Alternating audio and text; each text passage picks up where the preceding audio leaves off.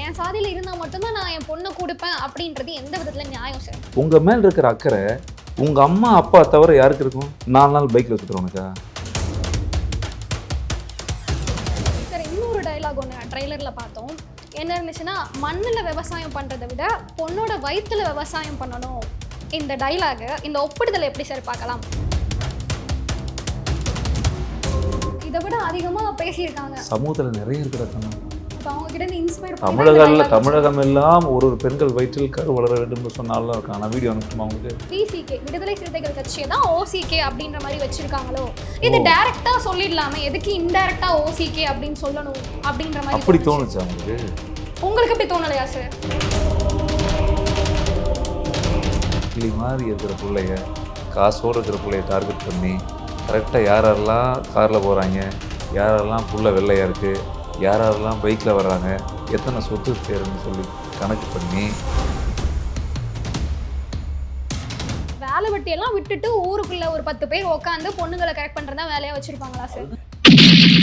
பெத்தம்மா பிடிச்சி தான் பிள்ளைக்கு பண்ணிய கல்யாணம் வச்சாலும் நான் என்ன எதுக்குறேன்னா, அவங்க அம்மா அப்பாவுக்கு தெரியாதா தான் குழந்தைக்கு என்ன செய்யணும்னு? சார் இது என்ன சார், பெத்தவங்க பிடிச்சி பண்ணிய கல்யாணம் பண்ணி வச்சாலும் ஒத்துக்கிறேன். நீங்க எனக்கு பிடிச்சி நான் ஒரு பையனை கல்யாணம் பண்றேன்னு போது ஏன் சார் ஒத்துக்க மாட்டீங்க?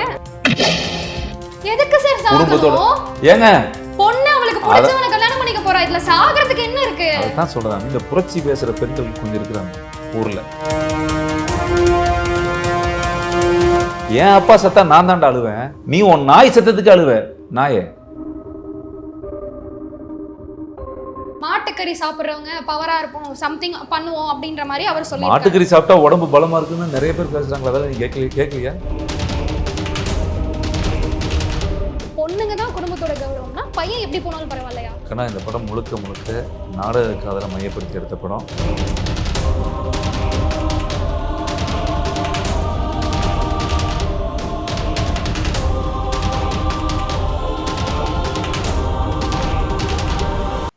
நேயர்களுக்கு வணக்கம். இன்னைக்கு நம்ம கூட நம்ம எல்லாருக்கும் ரொம்ப ரொம்ப பிடிச்ச ஒரு ஃபேவரட்டான ஆக்டர் தான் என் கூட இருக்காங்க. ஸோ ஆக்டர் ரஞ்சித் அவர்கள் கூட தான் பேச போறோம். வணக்கம் சார். வணக்கம். எப்படி சார் இருக்கீங்க? ரொம்ப நல்லா இருக்கு. நீங்க எப்படி இருக்கீங்க? நல்லா இருக்கேன் சார். இந்த ஒரு டயலாக் உங்களுக்கு கரெக்டா செட் ஆகும் சார். வயசானாலும் அழகும் ஸ்டைலும் ஒன்றும் மாறவே இல்லை. அந்த மாதிரி நாங்க எப்படி சின்ன வயசுல பார்த்தோமோ இப்பவும் அதே மாதிரியே இருக்கீங்க. ஐயோ சந்தோஷம் ஹாப்பியாக இருக்கேன். சொல்லுங்கள் எப்படி சார் போயிட்டு இருக்கு? சூப்பராக இருக்குது கண்ணா. ரொம்ப நாளுக்கு அப்புறம் ஒரு படம் பண்ணியிருக்கேன். ஸோ மனசு மகிழ்ச்சியாக இருக்குது, த்ரில்லாக இருக்குது.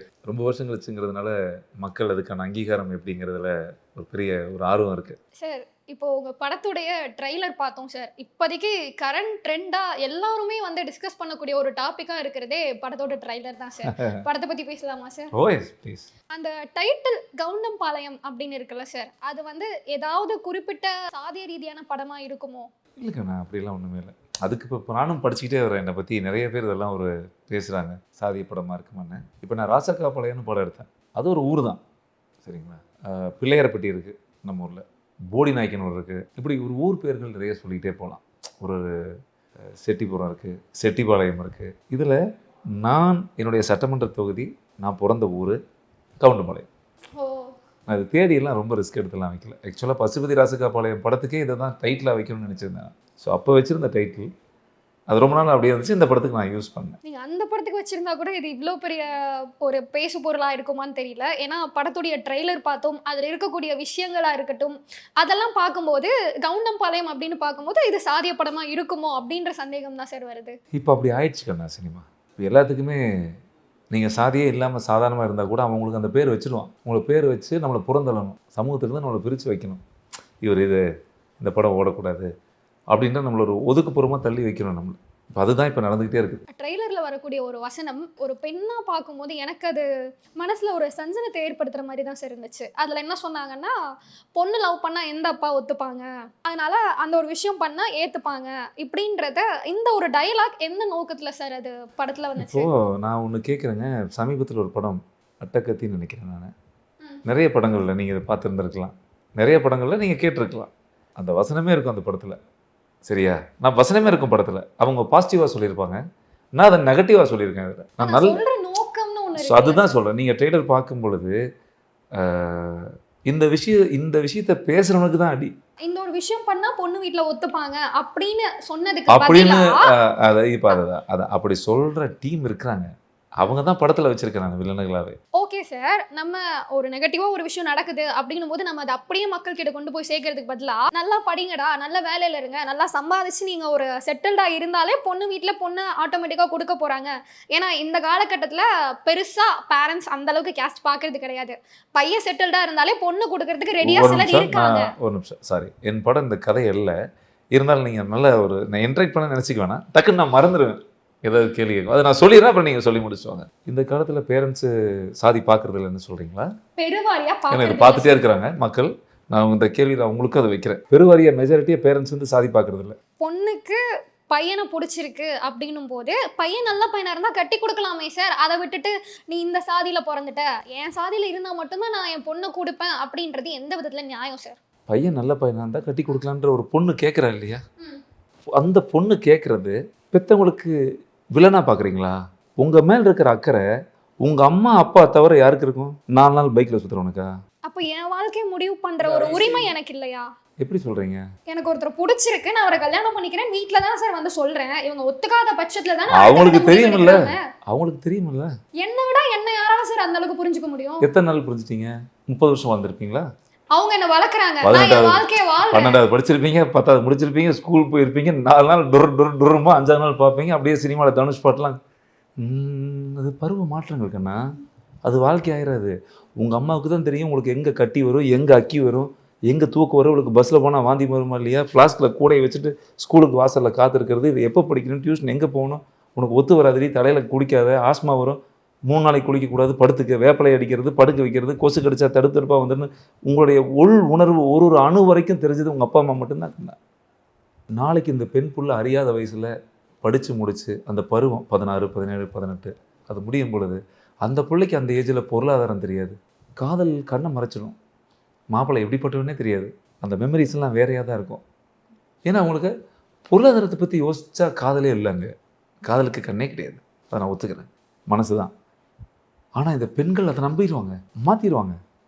அதனால தான் நான் பெத்த அம்மா அப்பா போலீஸ் ஸ்டேஷனில் போய் காலில் விழுந்தா கூட நான் வாழ்ந்தா இவங்க கூட தான் வாழுவேன், நீங்கள் யார் என்ன கேட்குறதுக்குன்னு எந்த உசுரை பெத்த அப்பனும் அவங்ககிட்டயே போய் உசுருக்கு பாதுகாப்பு கேட்டு தானே லெட்டர் கொடுக்குறாங்க.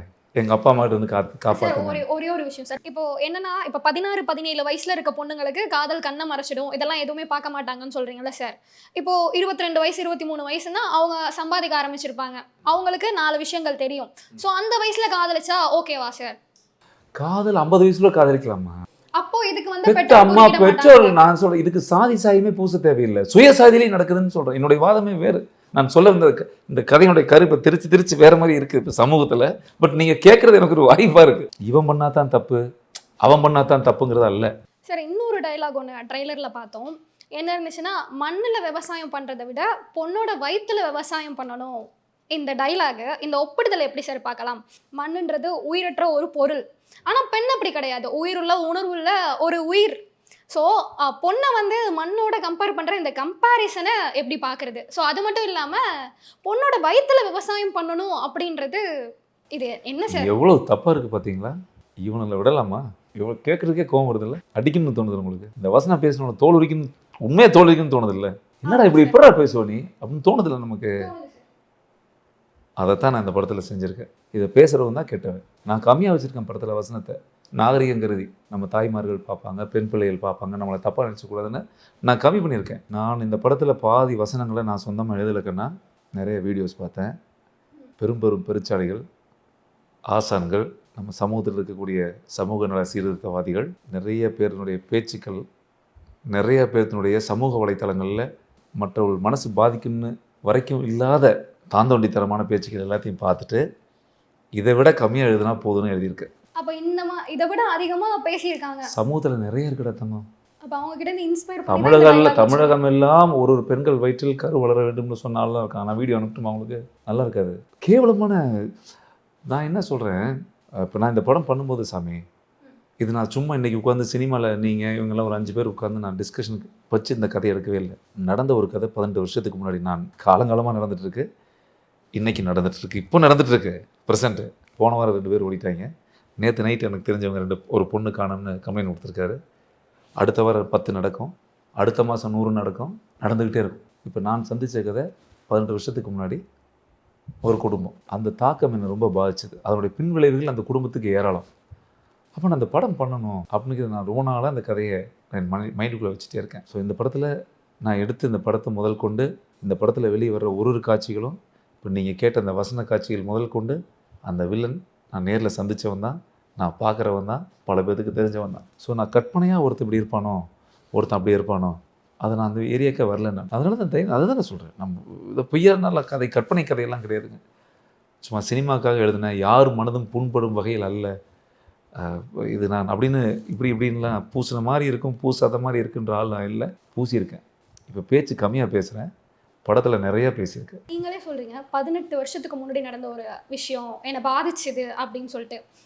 நடந்து முடிஞ்சிருச்சுல்ல சார், 18 வருஷத்துக்கு அப்புறம் இதை படம் எடுத்து காட்டுறதுனால இப்படி நடந்திருக்கு, இனிமேலும் இப்படி நடக்கும் அப்படின்ற ஒரு பயத்தை மக்கள் மத்தியில் விதைக்கிற மாதிரி இல்லையா சார்? இப்படிதான் நடக்கும், லவ் பண்ணா இப்படி நடக்கும் அப்படின்ற மாதிரி. கரெக்ட். 18 வருஷத்துக்கு முன்னாடி ஒரு சம்பவங்கன்னா 18 வயசுக்கு அப்புறம் நடந்த சம்பவங்கள் அத்தனையுமே இந்த கதையை உரம் ஊற்றி தண்ணி ஊற்றி வளர்த்திருக்கு. ஐயோ பண்ணிடணும் அப்படிங்களா, எப்போ நேத்தா, என்னடா இது இப்படி பண்ணுறாங்களா அப்படி ஒரு நாளும் நான் சொல்கிறது ஒரு நிகழ்ச்சி மட்டும் என்னை தள்ளல, வண்டியில் பிடிச்சி தினந்தோறும் என்னை தள்ளிக்கிட்டே இருக்குது. இப்போ நான் படம் எடுத்ததுக்கு அப்புறம் தோணுது, ஒரு கதை நடக்க ஐயையோ இதை நான் வைக்காம விட்டுட்டேனே, ஷூட்டிங் முடிஞ்சதுக்கப்புறம் நடந்துருச்சு. இப்போ போன வாரம் ஒன்று நடந்துச்சு கண்ணா, அதை ஏன் பதிவு பண்ணலைன்னா, நடந்துச்சுன்னா நடந்த நிகழ்ச்சியை பதிவு பண்ணலைன்னா பார்க்குறவங்க மனசு கூட கஷ்டமாக இருக்கக்கூடாதுங்கிறதுனால தான். ஐயோ இது சூப்பராக இருந்திருக்குமே, இதை நம்ம வச்சுருந்துருக்கணுமே, இன்னும் நிறைய பேர்த்துக்கு விழிப்புணர்வாக இருந்திருக்குமே. ஒரு வகையில் அது நடந்துக்கிட்டே தான் இருக்குது சாமி. ஸோ அதனால் நான் ஒரு நிகழ்ச்சியை தோல்விச்சு காட்டி நிறைய சினிமா படங்கள் வரும், அன்று ஒரு நாள் நடந்தது அது இன்றைக்கி நான் வந்து ஆரம்பித்து விட்டுட்டு சாதி கலவரத்தை உருவாக்குறதுக்கான ஆள் நான் கிடையாது, அந்த ஏரியாவில் கிடையாது. ஸோ நான் வந்து தினந்தோறும் இப்போ நடந்துட்டு இருக்கேன் சார். நீங்கள் சொல்கிறீங்க சாதி கலவரத்தை ஏற்படுத்தணும் கிடையாது, இது சாதிய ரீதியான படமும் கிடையாது அப்படின்னு சொல்லிட்டு. அதில் வில்லன் பேசும்போது ஓசிகே அப்படின்ற மாதிரி ஒரு பேர் ஒன்று சொல்லியிருப்பாரு. எல்லாருக்குமே அப்பட்டமாக தெரிஞ்சது விசிகே, விடுதலை சிறுத்தைகள் கட்சியை தான் ஓசிகே அப்படின்ற மாதிரி வச்சிருக்காங்களோ, இது டைரக்டாக சொல்லிடலாமே, எதுக்கு இன்டைரக்டாக ஓசிகே அப்படின்னு சொல்லணும் அப்படின்ற மாதிரி அப்படி தோணுச்சா உங்களுக்கு? உங்களுக்கு அப்படி தோணலையா சார்? இல்லை, இன்னும் வேறு பேர், இன்னும் வேறு கட்சி பேர் சொன்னாங்க. என்னெல்லாம் சார் சொன்னாங்க? அதை அந்த கட்சி லிஸ்ட்டு வேணா, சென்சாரில் இந்த பகுதி கொஞ்சம் இப்போ தான் சர்டிஃபிகேட் வாங்கியிருக்கேன். இந்த இடம் வந்து சென்சாரில் அவங்க வேறு கட்சி பேரை சொல்லி, சார் இந்த மாதிரியான ஒரு எண்ணங்கள் இருக்குது, நீங்கள் அதை ரிமூவ் பண்ணிவிடுங்கன்னு சொன்னாங்க. சென்சாரில் ரிமூவ் பண்ண பகுதிகளை நான் ரொம்ப போட்டு அலசி ஆராயிறதுக்கு அது நல்லாவும் இருக்காது. ஏன்னா சென்சார் வாங்கினதுக்கப்புறம் சென்சாருக்கு நம்ம ஒரு நன்றி சொல்லணும். ஆனால் இருந்தாலும் நீங்கள் கேட்டதுக்காக விளக்க சொல்லாமல் இருக்கவும் மாட்டேன், அதை பார்த்துக்குங்க. ஏன்னா அந்த ஓசிகா அப்படிங்கிறது தங்கம், நான் திரும்ப சொல்லணும் சாமி, நான் எதுக்கும் பயந்துக்க வேண்டிய அவசியமே இல்லை. நான் இல்லாத விஷயத்தை இருக்குன்னு நான் காட்டவே இல்லை. நான் இந்த படத்தினுடைய பேர் வைக்கும் பொழுது நான் சந்தித்த ஒருத்தனை, நான் வாழ்ந்த பகுதியில் இருக்கக்கூடிய ஒருத்தங்களை வெட்டியாக 10 பேர் உட்காந்துக்கிட்டு கிளி மாதிரி இருக்கிற பிள்ளைய, காசோடு இருக்கிற பிள்ளைய டார்கெட் பண்ணி கரெக்டாக யாரெல்லாம் காரில் போகிறாங்க, யாரெல்லாம் புள்ள வெள்ளையாக இருக்குது, யாரெல்லாம் பைக்கில் வர்றாங்க, எத்தனை சொத்து சேருன்னு சொல்லி கணக்கு பண்ணி ஓசியில் வயிறு வளர்க்குற ஒரு டீமு, ஊருக்கு பிள்ளைகளை தூக்குற குரூப்பை பற்றி தான் அந்த கதை. அதனால் இந்த ஓசிகா இதை தவிர சிறந்த பேர் எனக்கு வைக்கவே முடியல. நான் 100 பேர் எழுதிட்டேன். எனக்கு மிகவும் பிடிச்ச பேர் அது பாதிக்குதுன்னா நான் அதெல்லாம் ஒன்றும் அதை எப்படி நான் சொல்ல முடியும்? அதை நான் சொல்லிடவே முடியாது. அப்போ எந்த பின்னோக்கத்துலேயும் இந்த பேர் வரல சார். தங்க நான் தான் சொல்கிறேன், ஓசி சோறு தான். ஓசி சோறுங்கிறது காதலை வியாபாரமாக்குறது, சொத்தை அடைய நினைக்கிறது. அந்த சொத்தை அடைய நினைக்கிறதுக்கு பெண்ணுடைய பருவத்தையும் அறியாத்தன்மையும் உண்மையான காதலையும் விற்கிறது. சார், இப்போ நீங்கள் சொன்னீங்க ஊருக்கு ஒரு டீம் இருக்கும், எந்த பொண்ணு வசதியான பொண்ணு, எந்த பொண்ணு கிளி மாதிரி இருக்குது, அதை பார்த்துட்டு இது பண்ணுவாங்க அப்படின்ற மாதிரி. இப்போது நான் என்ன சொல்ல வரேன்னா, இப்போ எல்லாருமே படிக்கிறாங்க, படிச்சுட்டு வேலைக்கு போகிறாங்க, வேலை வெட்டியெல்லாம் விட்டுட்டு ஊருக்குள்ளே ஒரு 10 பேர் உட்காந்து பொண்ணுங்களை கரெக்ட் பண்ணுறதா வேலையாக வச்சுருப்பாங்களா? அதுதான் வேலை. நான் காதலை புனிதமாக நினைக்கிறாள், கொச்சப்படுத்திட மாட்டேன். இப்படிப்பட்டவங்க ஒரு ஐஸ் வண்டி தள்ளுற அம்மாவையோ, சிக்னல் நிற்கிற பெண்களையோ, தனக்கு கீழே வசதி இல்லாமல் ஏழ்மையாக இருக்கும் பார்த்தீங்களா, பூ விற்றுட்டு இருப்பாங்க இல்லையா, புரட்சி கல்யாணம் செம்மையாக இருக்கும், உலகமே பாராட்டும் இல்லை. அந்த மாதிரி கல்யாணங்கள் நடக்கலன்னு சொல்ல வரீங்களா? நடந்தால் அதை வாழ்த்துறேனே சாமி. நான் ஆப்போசிட்டே இல்லை, நான் வாழ்த்துறேன். லவ் மேரேஜ் பண்ணிட்டு இது வரைக்கும் தமிழ்நாட்டில் நடந்த அத்தனை கொலைகளைக்கும் உங்களுக்கு நீங்கள் படிச்சிருப்பீங்கன்னு நினைக்கிறேன். அது திட்டமிடப்பட்ட கொலை இல்லை, பொருளாதாரத்துக்கான கொலை இல்லை. அது எமோஷனல். இது பையன் சைடும் இந்த கோபம் வரும். எல்லா சாதி பையனோட அம்மாவுக்கும் அந்த மகன் பையன் தானே. அந்த பையன் இறந்துட்டா அவங்களுக்கு அந்த வலி, காலம்பலமாக அந்த பகை. பொண்ணோட அம்மா அப்பாவுக்கு ஆணவ கொலைன்னு நம்ம சொல்கிறோம் பேச்சுக்கு. எத்தனை அம்மா அப்பா தற்கொலை பண்ணியிருக்காங்க தெரியுமா? அதுக்கு எதுக்கு சார் கொலை பண்ணிட்டு அவங்களும் சாகணும்? சரி, சந்தோஷமா வாழ்ந்துட்டு போட்டுன்னு விட வேண்டியதானே சார்? அது உங்கள் குழந்தைக்கு நீங்கள் தீர்மானிக்கணும். நாளைக்கு உங்களுக்கு ஒரு குழந்தை பிறந்து நீங்கள் அந்த குழந்தைக்கு பேர் வச்சு அந்த குழந்தையை காப்பாற்றி பக்குவமாக அந்த குழந்தைய எடுத்துகிட்டு போய் அந்த நிலைமை வரும்போது சுயசாதியில் செஞ்சு வச்சுட்டு அடுத்த அம்மா அப்பாவுக்கு அறிவுரை சொல்லலாம். சார் நான் பண்ணுவேன் சார். கண்டிப்பாக உங்கள் குழந்தைய நீங்கள் பண்ணணும். அந்த கல்யாணத்துக்கு நானும் வருவேன். கண்டிப்பா என் குழந்தைக்கு அது யாரை விரும்புதோ கல்யாணம் பண்ணி வைப்பா. உங்களையும் கண்டிப்பா கூப்பிடுவேன். கண்டிப்பாக பண்ணுங்க, பண்ணணும். உங்கள் அம்மா அப்பாவுக்கு விருப்பம் இருக்குல்ல. கண்ணா நான் பேசுகிற கண்டென்ட் நீங்கள் இன்னும் புரிஞ்சுக்கல. நீங்கள் இப்போ இப்போ இப்போ நீங்கள் பொண்ணாக இருக்கீங்க, குழந்தைய பார்த்தா நீங்கள் அம்மா அப்பா ஆயிட்டீங்களா? அப்போ நான் உங்களுக்கு பிடிச்சி போய் தானே பண்ணுறீங்க கல்யாணத்தை. திரும்ப திரும்ப நீங்கள் நான் பேசுறது என்னுடைய இல்ல, நீங்க சொல்றது எனக்கு நான் இல்லை புரியுது நான் சார். நான் கேட்குறது ஒன்று.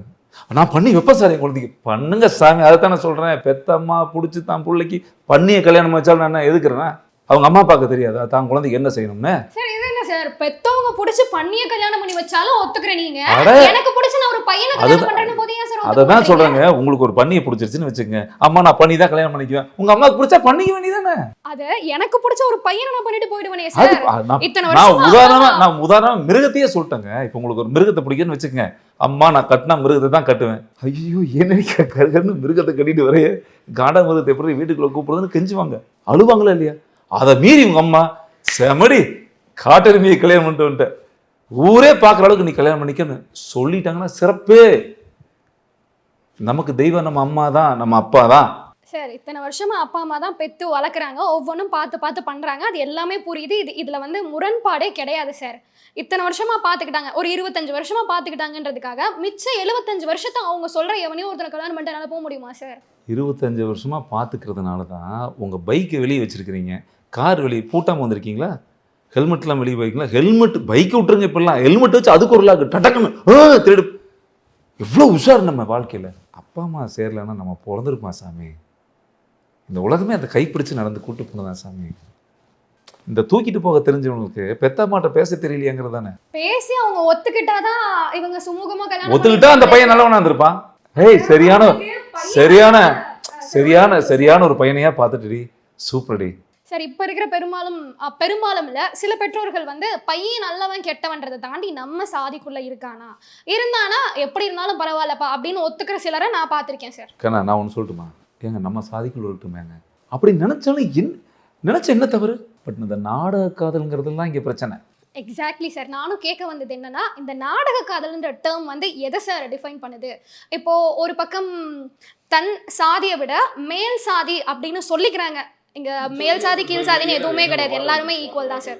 மேல் சாதி அப்படின்னு சொல்லப்படுற அந்த சாதியில இருக்கக்கூடிய ஒரு பையனை பொண்ணு விரும்பினானா கல்யாணம் பண்ணி வைக்கிறாங்க. அதுக்கு ஒத்துக்கிற சிலரையும் நான் பார்த்துருக்கேன். அதே இவங்க இந்த பொண்ணு தன்னை விட கீழ் சாதின்னு சொல்லப்படுற சாதியில ஒரு பையனை கல்யாணம் பண்ணா காதலிச்சாலே வந்து அது வேண்டாம், என்னமோ தீண்டத்தகாத ஒரு விஷயத்த பண்ணிட்ட மாதிரி பார்க்குறாங்க. ஸோ இதுல எதை நீங்க நாடக காதல்னு சொல்லுவீங்க சார்? தங்கம், இது நீங்கள் இப்போ சாதியை மிக்ஸ் பண்ணுறீங்க சரியா? நான் ஒன்று கேட்குறேன். இந்த ஒரு பொண்ணை தூக்குறது கீழ் ஜாதியிலேருந்து ஒருத்தன் வந்துட்டான், மேல் ஜாதியில் வந்துட்டான். நான் ஒரு உதாரணத்துக்கு சொல்கிறேன். இன்றைக்கி இளையராஜா சார் பாட்டு கேட்காம யாராவது இருந்திருக்கமா? இல்ல. நம்ம ஒரு சாதி பற்றி பேசுகிறோமா? நான் பேச மாட்டேன். இல்ல, யாருமே பேச மாட்டாங்க. யாருமே தினந்தோறும் பாட்டு கேட்காம படுனா ரசிகன் மரண வெறியன். இந்த மாதிரி என் கூட 1000 பேர் இருக்கான், என் கூட இப்போ இருக்கிற உதவியாளர் முதல் கொண்டு. இது ஒரு விஷயம் அல்ல. இது எங்கே பிரச்சனையாக்கப்படுதுன்னு கேளுங்க. பெத்த அம்மா அப்பா பெத்த அம்மா அப்பா பெத்த அம்மா அப்பான்னு சொல்கிறதுல அந்த 1000 அர்த்தத்தில் அடங்கியிருக்கு. என்னென்னா, பெத்த அம்மா அப்பாவுக்கு பிடிச்சா போய் பண்ணிக்கோ, பெத்த அம்மா அப்பாவுக்கு பிடிச்சா போய் பண்ணிக்கன்னா அவங்க சாதியாக தான் ஒருத்தனை பார்ப்பாங்க அப்படிங்கிறத நீங்கள் மறுத்துருங்க. தான் புள்ள ஒரு சரியான ஒருத்தனை தேர்ந்தெடுத்துருக்குச்சுன்னா உண்மையாகவுமே நம்ம பொண்ணு இங்கே நல்லா இருக்குங்க, அவளுக்கு இது பிடிச்சிருக்குங்க அப்படின்னு சொல்கிற எத்தனை அம்மா அப்பா இருக்க தான் செய்கிறாங்க. நம்ம அவங்கள இந்த நேரத்தில் பாராட்டி தாங்க நான் ஆகணும். உங்கள் வீட்டில் பக்கத்து வீட்டில் ஒன்று நடந்தது பேப்பரில் படித்தாங்கன்னா அந்த வீட்டுக்கு பயம் வந்துடும். ஏங்க இப்படி நடந்ததுங்களாமா, ஏதாவது நம்ம பிள்ளைக்கு ஆயிடக்கூடாதுங்க, பார்த்து போடி, செல்ஃபோனே பேசிகிட்டு இருக்கிற, இல்லைம்மா இல்லை கையை உடச்சு உள்ளுக்குள்ளே போய் ஏன் கேட்லேயே நிற்கிற, ஜன்னல் திறந்து வைக்கிற, லைட் ஆஃப் பண்ணிக்க, நைட் 10 மணிக்கு லைட் இருக்குது. அது அடக்குமுறையே இல்லைக்கண்ணா. சமூகத்தில் இருக்கக்கூடிய பயம், தம் பொண்ணு மேலே நம்பிக்கை இல்லாமல் இருக்கிற விஷயம் இல்லை. இந்த சமூகத்தில் இருக்கக்கூடிய பயம். என் பிள்ளைக்கு ஒன்றுமே தெரியாது, ஸ்டில் சைல்டு, யாராவது ஏமாற்றி, பாசம் தான் முக்கியம். பிள்ளைகளுக்கெல்லாம் இன்றைக்கி என்ன தெரியுங்களா, பாசத்தை காமிச்சு ஏமாத்துற நாடகம் தான் நான் சொல்கிறேன். இதுதான் நடக்குது. இங்கே நடந்த ஒரு ஆணவ கொலைகளுக்கு பின்னாடி இந்த ரகசியம் ஒளிஞ்சுதாம்மா இருக்குது. இதுக்கு சாதின்னு தான் பேர் வருது எண்ட் ஆஃப் த டே. அப்போ இவங்களுக்கு ஒரு கோவத்துல போயிட்டு இத்தனை வருஷமா கண்ணே தங்கமே வைரமேன்னு வளர்த்த பொண்ணு கொன்னுட்டா எல்லாம் சரியா இருக்கும். அதுதான் சொல்ல வரேன். நல்லா கேளுங்க. பெத்த அம்மா அப்பாவை நீங்கள் பண்ணிட்டு போகிறப்ப கொன்னுட்டான்னு கேட்குறீங்க. எத்தனை அம்மா அப்பா செத்துருக்குறாங்களோ அது என்ன பண்ணலாம்? எதுக்கு சார் குடும்பத்தோட ஏங்க பொண்ணு அவளுக்கு பிடிச்சவனை கல்யாணம் பண்ணிக்க போறா, இதுல சாகிறதுக்கு என்ன இருக்கு? அதான் சொல்றேன். இந்த புரட்சி பேசுற பெண்கள் கொஞ்சம் இருக்கிறாங்க ஊர்ல. இந்த புரட்சி பேசுறது, இந்த புரட்சி பேசி அடுத்த தலைமுறையை கெடுக்கிறதுக்கான ஆட்கள் தான். எப்படின்னு சொல்றேன், நீங்க இந்த அட்வைஸ் நல்லா இருக்கு. தயவு செய்து வீட்டுக்கு போய் உங்க வீட்டில் டிஸ்கஸ் பண்ணுங்க. உங்க அம்மா சரின்னு சொன்னா சூப்பர், அவங்க சிறப்பான அம்மா, ஏன்னா உங்களை நல்லா புரிஞ்சுட்டாங்க. அப்போ நீங்கள் சரியாக முடிவு எடுக்கிற ஒரு ஆள்னு அம்மாவுக்கு தெரியும். அடுத்த குடும்பத்துக்கு நீங்கள் சொல்ல முடியாதுல்ல. என் அப்பா சத்தா நான் தாண்டா அழுவேன், நீ உன் நாய் சத்தத்துக்கு அழுவ. நாயே 4 நாள் துளசி செடிக்கு தண்ணி ஊற்றலன்னா ஐயோ மம்மி தண்ணி ஊற்றிரு, துளசி செடி காய்ச்சி போயிடும், உடனே ஓடி வந்து ஊற்றுறீங்களே. பூனைக்கு பால் கேட்டது கையில் ஊற்றிட்டு பப்பி தொலைச்சி போடணும். இந்த மாதிரி இந்த இந்த இந்த நான் வந்து உங்களுக்கு இது என்ன தெரியுமா தாங்க, நான் அந்த காமம் மிகுதியில் நடக்கக்கூடிய அத்தனையும் வந்து இவங்களை அதை அறுக்கிறதுக்கு தான் இந்த படம் நான் சொல்கிறேன் திரும்ப திரும்ப. அது நான் சும்மா இந்த கோபத்தில் பேசுகிறேன் இல்லை, அதில் நிறைய விஷயம் இருக்குது. இதில் இந்த புரட்சி பேசுகிற ஒருத்தருடைய பின்னாடியும் சும்மா புரட்சி பேசுறது இவன் கொடுத்து அப்ளை பண்ணி பார்க்க மாட்டான். ஏன் நாங்கள் பண்ண என்ன பண்ணு, செத்துப்போ, பண்ணு, பிச்சை எடு, போ, செருப்படி வாங்கு, உங்கள் அம்மா அப்பாவை கொல்லு, உன் தங்கச்சி அவமானப்படுத்து, உனக்கு பிடிச்ச உன் குடும்பம் ஒத்துக்கிட்ட சந்தோஷமா வாழ்ந்தானே சொல்கிறேன். இப்போ படத்துல இன்னொரு வசனம் ஒன்று வருதுல்ல சார், மாட்டுக்கறி சாப்பிட்றவங்க இப்படி இருப்பாங்க அப்படின்ற மாதிரி சொல்றாங்கல்ல சார். ஸோ இப்போ மாட்டுக்கறி இல்லாமல் மித்த ஆட்டுக்கறி கோழிக்கறி சாப்பிட்றவங்களாம் எந்த தப்பும் பண்ண மாட்டாங்களா? பியூர் வெஜிடேரியனாக பருப்பு சாதம் சாப்பிட்றவங்களாம் எந்த தப்பு பண்ண மாட்டாங்களா சார்? நான் மாட்டுக்கறி சாப்பிட்றது தப்புன்னு சொல்லவே இல்லையே. இந்த ட்ரெய்லரில் அவர் சொல்லியிருப்பாரு, மாட்டுக்கறி சாப்பிட்றவங்க பவரா இருப்போம், சம்திங் பண்ணுவோம் அப்படின்ற மாதிரி அவர் சொல்லி. மாட்டுக்கறி சாப்பிட்டா உடம்பு பலமா இருக்குன்னு நிறைய பேர் பேசுறாங்க, அதெல்லாம் நீங்க கேட்கலையா? நான் அதெல்லாம் ரோல் மாடல் எடுத்துக்கிட்டீங்கன்னா நிறைய கட்சி தலைவர்கள் பேசுறாங்க, நிறைய பேர் டிவியில் மாட்டுக்கறி சாப்பிட்டா அட்ரா டேய் அப்படிங்கிறவங்க எத்தனை பேர் இருக்காங்க. ஓகே சார், நான் ரோல் மாடல் தாங்க. நான் டைலாக் எழுதும்போது அப்படியே பார்ப்பேன், யாரெல்லாம் நல்லது சொல்லியிருக்காங்க, யாரெல்லாம் அடடா பரவாயில்லையா, இப்படி ஒரு பலம் வருமா? பலம் வந்து மக்களுக்கு நல்லது பண்ணா பரவாயில்ல சார், ஒரு கெட்டவன் கெடுதல் பண்றவன் மாட்டுக்கறி சாப்பிட்டு பலமா இருக்கான்னு காட்டுறது எந்த விதத்துலதான் நான் தங்க அவனை போட்டு துவைச்சு எடுக்கிறேன். ஏன் அவன் வெஜிடேரியனா இருக்க கூடாதா? இல்ல அவன் எத்தனை படத்துல சாம்பார் சாதம் அப்படிங்கிறான், அப்பெல்லாம் நீங்க அது கேள்வியே கேட்கல. டேய் வாடா தயிர் சோறு கேள்வி கேட்டீங்களா? தமிழ் சினிமாவில் 1000 காலமாக வில்லன் என்ட்ரி ஆகிட்டாவே இங்கே பாருங்க அப்படின்னு சிகரெட் போடுவான். கேள்வி கேட்டோமா? உடனே சரக்கு அடிக்கிறவன் வில்லனோடனே தண்ணியில் ஐஸ் கியூப் அவளை 4 நாளைக்குள்ள திட்டம் போடுவானுங்க. நான் அந்த பார்வையில் எடுக்கக்கூடாது. இஸ்லாமியர் மாட்டுக்கறி சாப்பிட்றாங்களா இல்லையா, தாய்லாந்தில் சாப்பிட்றானா இல்லையா, கேரளாவில் சாப்பிட்றாங்களா இல்லையா, நான் சொல்றது உங்களுக்கு புரியுதா? புரியுது சார். ஆனால் இங்கே பெரும்பான்மை யாரு அப்படின்னு பார்க்கும், பெரும்பான்மை மாட்டுக்கறியா, பெரும்பான்மையா மாட்டுக்கறியை யார் சாப்பிட்றாங்க அப்படின்னு பார்க்கும்போது ஒரு கம்யூனிட்டியை சார்ந்தவங்க தான் அதிகமாக சாப்பிட்றாங்க. அப்போ நீங்க அவங்க தான் டார்கெட் பண்றீங்களோ? ஆனா அந்த கம்யூனிட்டியில் ஒருத்தர் கேட்டவனா கூட வச்சுக்கோங்களேன், இது எப்படி அர்த்தம்? நான் சொல்றது கெட்டவன் அந்த கம்யூனிட்டில தான் இருக்கணுமா? அதைத்தான் நானும் கேட்கிறேன். நான் இஸ்லாமியரை சொல்லிட்டேன், கேரளா சொல்லிட்டேன், தாய்லாந்து சொல்லிட்டேன், இந்தோனேஷியா வரைக்கும் சொல்றேன். நான் சாப்பிட மாட்டேங்கண்ணா, நான் விவசாயி. தமிழ்நாடு 99 ஒருவேளை உங்கள் அப்பா அம்மா கேட்டால் தெரியும், உங்களுக்கு அந்த வரலாறு தெரியாதுன்னு நினைக்கிறேன். மேபி நீங்கள் கேளுங்க, எங்கேயாவது ஒரு ஏக்கரா காட்டிலையாவது உங்கள் தாத்தா விவசாயம் பண்ணியிருப்பார். இல்லை, எங்கள் குடும்பமும் விவசாய குடும்பம் தான், மாட சாமியா கும்பிடுறவங்க தான் சார். அதுதான் சாமி. இல்லை இல்லை நீ அது உங்களுடைய இது, அது உங்களுடைய தனிப்பட்ட விஷயம். நான் வந்து அதை வணங்குறேன், நீங்கள் அதை சடலமாக பார்க்குறீங்க. உங்களுக்கு எனக்கும் கொள்கையாகவும் கருத்து ரீதியாகவும் நிறைய மாறுதல் இருக்குல்ல, ஒத்துக்கிறீங்களா இல்லையா? அது எப்படி சார்? எங்க வீட்லயும் வளர்த்தாங்க, நான் வந்து நான் அதை சாமியா பார்க்குறேன் சாமி, நான் அதை வணங்குறேன். நீங்க அதை சடலமா பாக்குறீங்க, திங்கிறீங்க. ஆடு கோழி மாதிரி மாடு ஒரு இறைச்சி சார். ஒன்று சொல்லட்டுமா? உங்களுக்கு தெரிஞ்சுக்கிறதுக்காக சொல்றேன். எந்த மாட்டையும் உணவு பொருளாக ஏதாவது வரலாற்று தரவு இருந்தால் நான் கத்துக்க விரும்புறேன். எங்கேயாவது பார்த்துருக்கிறீங்களா? ஆடு கோழி எல்லாம் குறிப்பிட்டிருக்காங்க, தின்பதற்காக படைக்கப்பட்டது. அப்ப மாடு வணங்குற தெய்வமா தான் படைக்கப்பட்டுச்சு. வேதம் படிங்க, நான் சொல்றேன், உண்மை தான் சொல்றேன். ஏன் நான் இந்து சாமி, நம்ம ஊர் சிவன் கோயில்லையும் பெருமாள் கோயில்லையும் நந்தி தான் இருக்கு முன்னாடி, ஏன் வைக்கிறாங்க? அதை விடுங்க. தமிழ்நாடுங்கிறது தமிழர் பண்பாடு, உழவர் திருநாள்னு லீவ் விடுறீங்களா இல்லையா? ஒரு நாள் வீட்டில் நல்லா பொங்கல் கட்டி திங்கிறோம்ல, மாட்டு பொங்கல், மாட்டை வெட்டி திங்கிற பொங்கல் அது. அப்புறம் ஏதோ உங்களை மாதிரி ஒரு 4 பேர் சாப்பிட்றது வச்சுக்கங்க, சாப்பிட்றது அது உங்களுடைய கருத்து. ஸ்மோக் பண்ணக்கூடாது நானும் வீதியாக சொல்கிறேன். டேய், நீ விடுற புகையில ஏன் நெஞ்சும் போயிடும்டா, நீ குடிக்காதடா, லிவர் போயிட்டா, குழந்தை பெற்றுக்க முடியாதா, உன் சந்ததியே அழியுதுடா, நம்ம ஊர் அவ்வளவும் தப்பாக இருக்கிறான்னு சொல்கிறோம். அதை நான் சொல்ல தான் முடியும். அது அவங்களுடைய விருப்பம். நான் அதில் நான் போய் தலையிடவே முடியாது. சரி, இப்போ குடிக்கிறது தம் அடிக்கிறதுன்றது கெட்ட பழக்கம், அது பண்ணா அது கேடு. மாட்டுக்கறி சாப்பிட்றதுல என்ன கெட்ட பழக்கம் இருக்கு? அது அது ஒரு இறைச்சி. அது அது அதுதான் நீ இறைச்சியை பார்க்குறீங்க சாமி. நான் வணங்குறேன்ற, நான் விவசாயி. சரி, okay. நான் ஆல்ரெடி சொல்லிட்டேன், நான் அது பண்பாடுன்றேன். நான் அது அது என்னுடைய பண்பாடு சாமி. அந்த கோட்பாடு, அந்த மதம், அந்த பண்பாடோட நம்பிக்கை இல்லைன்னா, நீங்க அந்த கட்டமைப்பே இல்லைன்னா நம்ம யாருன்னா இல்லை. அது உங்களுடைய சுயம் கண்ணா. சார், இன்னொரு விஷயம் ட்ரைலரில் பார்த்தோம். ஹீரோன்றவர் ரஞ்சித் சார் மாதிரி செம்ம ஸ்மார்ட்டாக இருக்காரு பார்க்கறதுக்கு. அப்படியே இந்த சைடு ஆப்போசிட்டில் வில்லன் கேங் எடுத்தோம்னா கருப்பாக இருக்காங்க, தாடி எல்லாம் வச்சுட்டு இருக்காங்க அப்படின்ற மாதிரி ஒரு ஸ்டீரியோ. எதுக்கு சார் இது? இப்போ ஸ்மார்ட்டா நான் வெள்ளையா இருக்கேன் இல்ல நான் வெள்ளையா இருக்கேன்னு நினைக்கிறீங்களா? இல்ல, நான் என்னோட கேள்வி என்னன்னா சார், இப்போ பாக்குறதுக்கு ஸ்மார்ட்டா இருக்கிறவங்க வில்லனா இருக்க மாட்டாங்களா? தப்பு பண்ண மாட்டாங்களா? இப்போ வில்லன்னா கருப்பா தான் இருக்கணும், தாடி தான் வச்சிருக்கணும் அப்படின்ற ஸ்டீரியோவை ஏன் சார் நீங்களும் கொண்டு வந்தீங்க? நான் பார்த்த மனுஷன் எல்லாமே அப்படிதான் இருந்தான். இன்னும் அசிங்கமா இருந்தான்.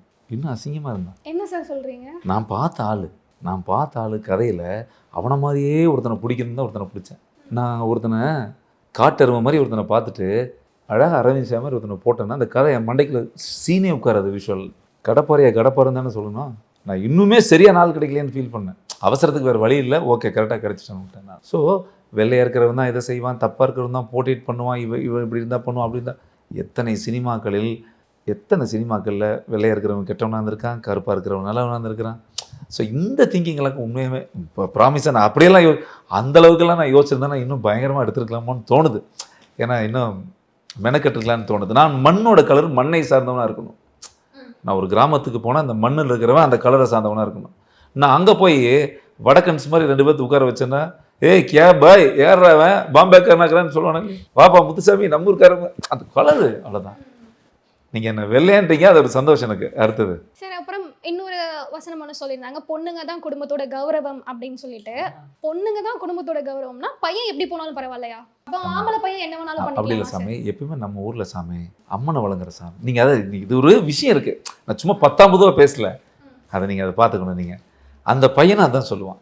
நம்ம எல்லாமே இந்த அம்மனை வணங்குற ஒரு 90% பார்த்தீங்கன்னா எல்லாத்துக்கும் அம்மன் பிடிக்கும். அது என்னன்னா பெண்ணை தெய்வமாக நினைக்கிறோம் சாமி. நம்ம தேவரை, மதிப்பிற்குரிய தேவர் ஐயா அழகான அந்த நீங்கள் படிச்சீங்கன்னா தெரியும், பெண் என்பவள் பராசக்தின்னு சொல்லியிருப்பார்.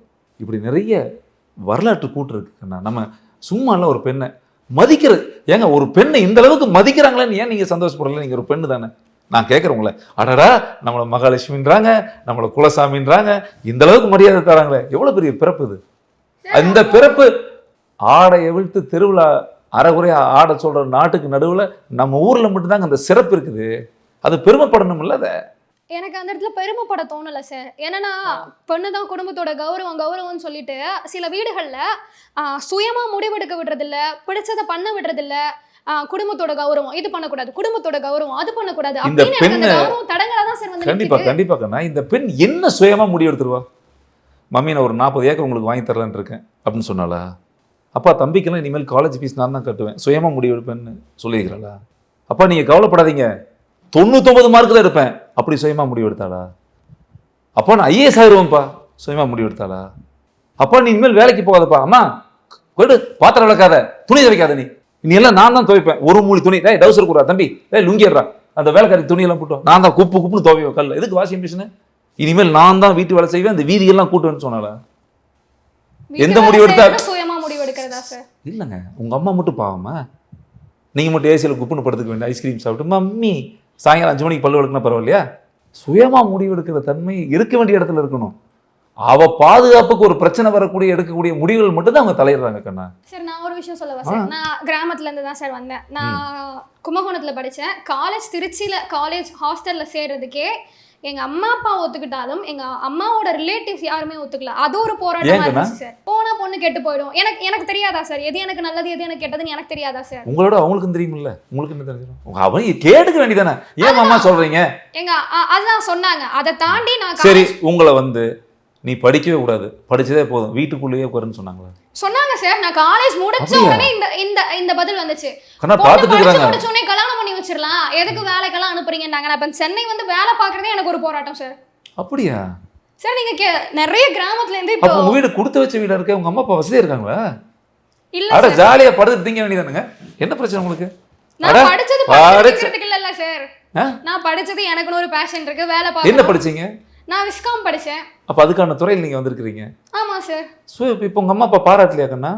இப்ப பாராட்டுறாங்க. ஆனா இல்ல, இப்ப ஒரு நான் கட்டத்துல நான் தான் சொல்றேன்ல, இதெல்லாம் நான் சுயமா எடுத்த முடிவுகள். இதுக்கே அவங்க வந்து குடும்ப கௌரவம், வெளிய பொம்பளை பிள்ளை எப்படி வெளிய அனுப்புறது அப்படின்னு சொல்லி அந்த இடத்துல கௌரவம் எனக்கு பெரிய தடையா தான் சார் இருந்துச்சு. அது புரிய பெருமைப்பட முடியல சார். இல்ல சாமி, புரிய வைங்க.